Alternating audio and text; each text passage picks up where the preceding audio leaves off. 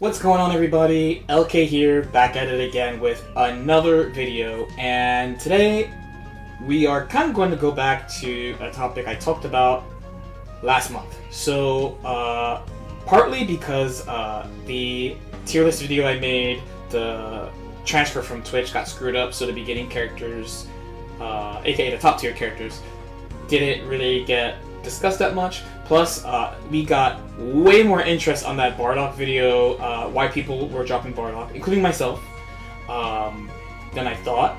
I figured we could go back and talk about kind of the last 4 or 5 characters that I haven't really gone super in-depth with from like character strength perspective. And I think Kid Buu is the best place to start, not only because I've talked about GT a lot on this channel, but also he's been similar to Gohan, top tier, like pretty much the entire span of Dragon Ball.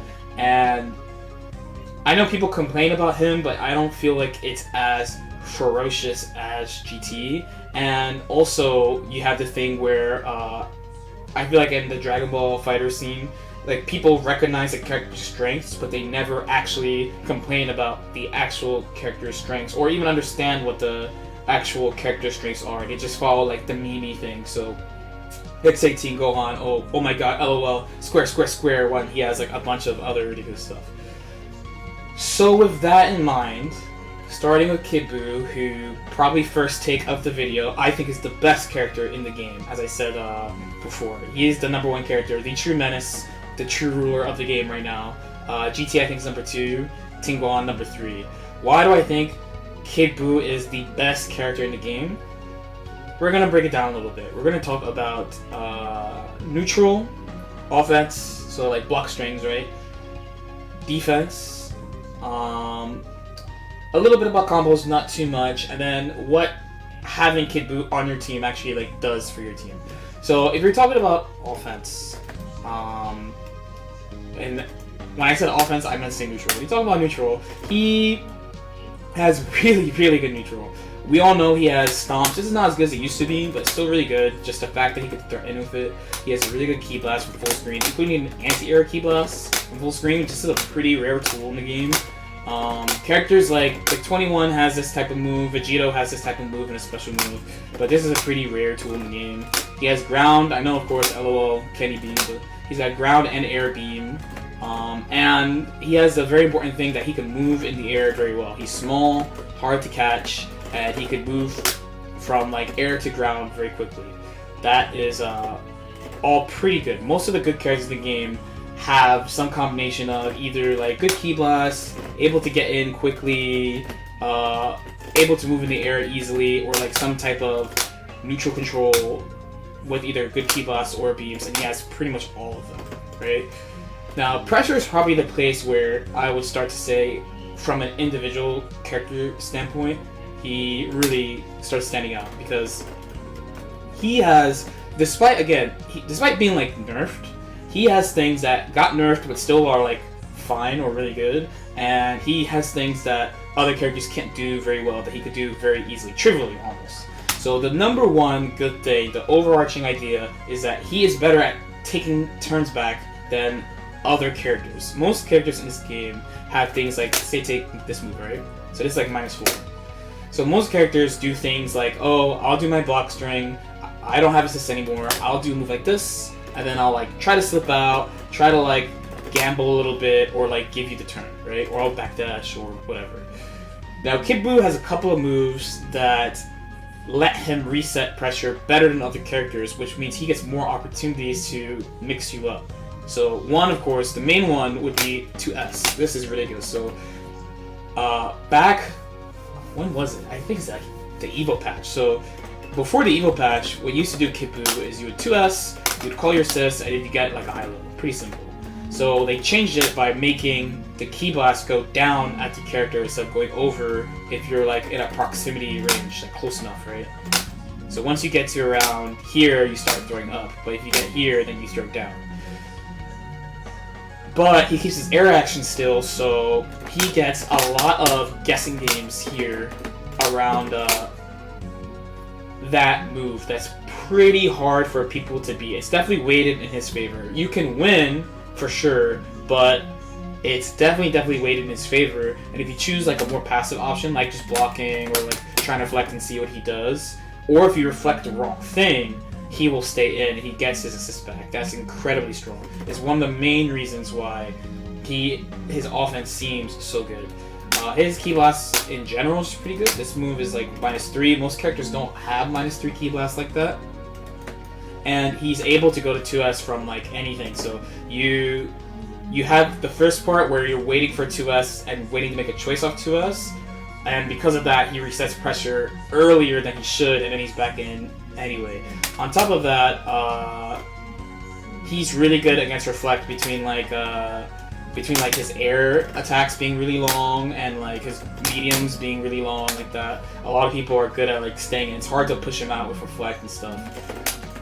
Now on top of that, of course, he has mix-ups with most characters because he could do arm ball. So he can do. Let's see how good of a person I am.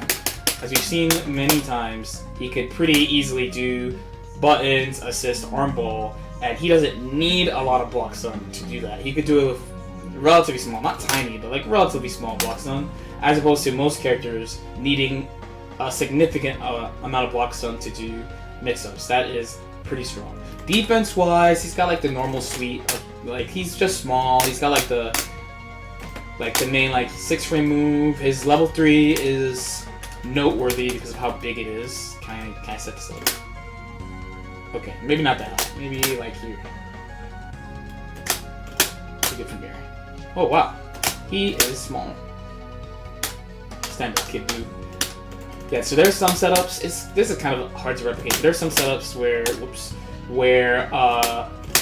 other air level 3s go horizontally. His is kind of like a box. So if you don't set it up right, he will hit you anyway. That thing's kind of nice. But besides that, he doesn't have like a DP or anything, so he doesn't have that much special stuff besides the level 3 being small. Now, combo-wise, again, this also isn't too noteworthy, but the main things for him is his side swap it was the first one, right? This is the first one, super easy to do, anyone can do this.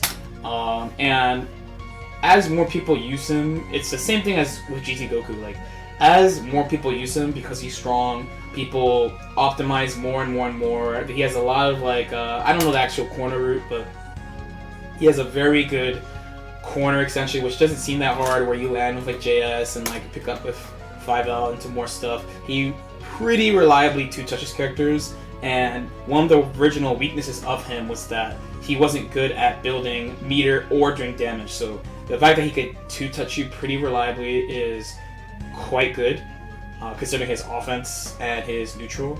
And on top of that,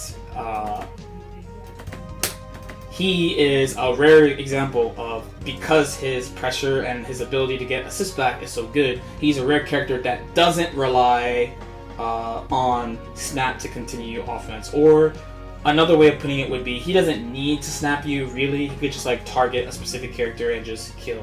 Where other characters, like, they might want to snap for specific reasons according to their game plan. Like Piccolo, obviously Hellzone. More GT players are using snap for more reasons now. Adult Gohan and Team Gohan now, etc., right?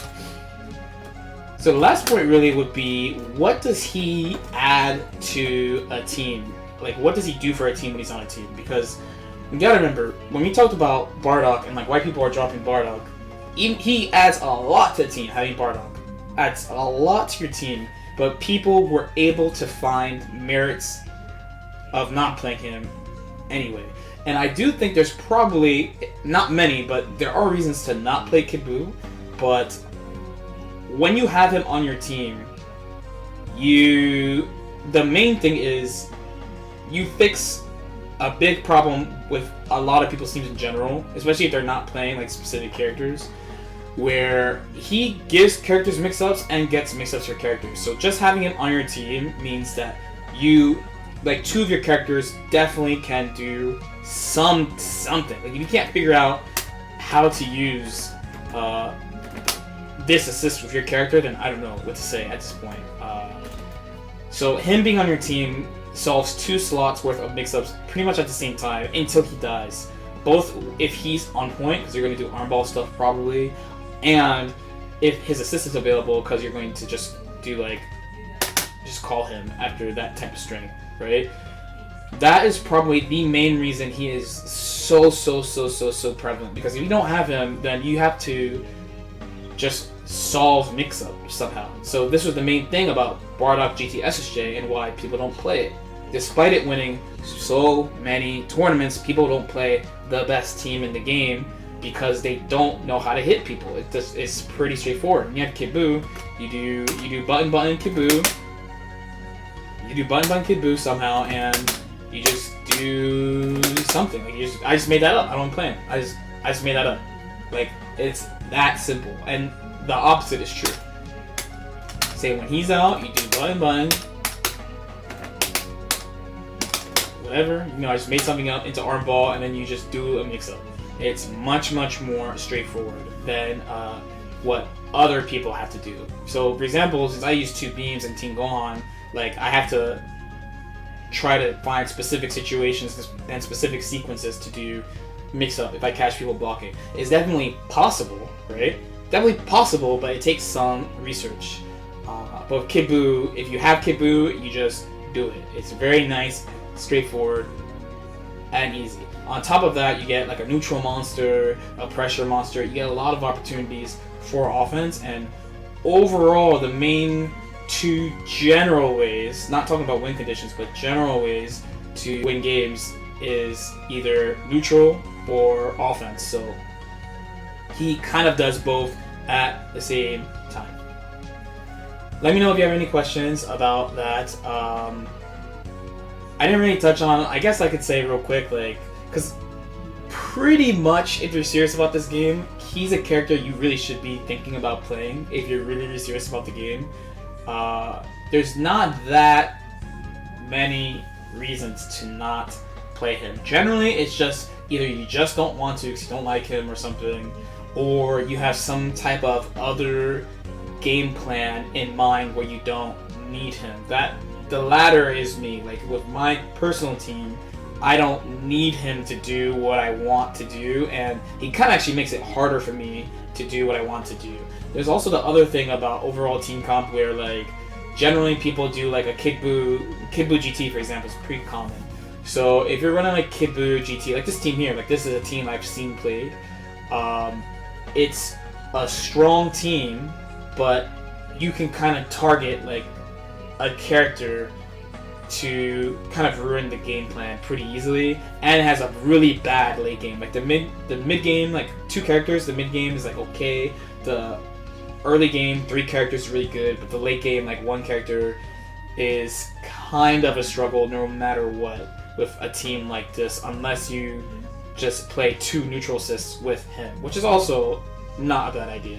But besides that, I mean, you can see it's pretty prevalent. Like, that many people play Kid Buu for a reason. Let me know if you have any questions. Once again, like and subscribe if you feel like it, and I'll see you next time.